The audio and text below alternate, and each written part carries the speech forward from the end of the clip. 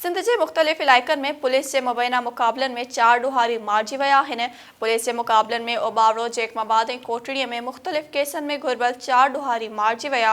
ओबावड़ो में पुलिस मुक़ाबले में 2 ॾोहारी, जेकमाबाद में 1 ऐं कोटड़ी में 1 जवाबदार मारिजी वियो। ओबावड़ो के खंबड़ा थाणे की हद मीरकोश वारे इलाइक़े में पुलिस ऐं हथियारबंदनि के मुक़ाबले में 2 ॾोहारी अली हसन जागीरानी ऐं यासिर उर्फ सदाम जागीरानी मारिजी विया, जॾहिं त 2 ॼणा फ़रार थी विया। मारिजी वियलनि खां 2 पिस्टल हथ आया आहिनि, जिन ते मुख़्तलिफ़ थाणनि 10 खां वधीक संगीन नोयत जा केस दाख़िल थियल हुआ। जेकमाबाद में चंड शाख वटि पुलिस ऐं ॾोहारियुनि में मुबैना मुक़ाबले दौरान 25 केसनि में घुरिबल जवाबदार शफ़ीक उर्फ शफ़ू सरकी मारिजी वियो, जंहिं वटां 1 टीटी पिस्टल, 1 मोटरसाइकिल ऐं 2 मोबाइल फ़ोन हथ कया विया आहिनि। कोटड़ी में बोल्हाड़ी लिंक रोड पुलिस जे मुबैना मुक़ाबले में 8 केसनि में घुरिबल ॾोहारी अल्लाह बचाए उर्फ बच्चू चौहान मारिजी वियो।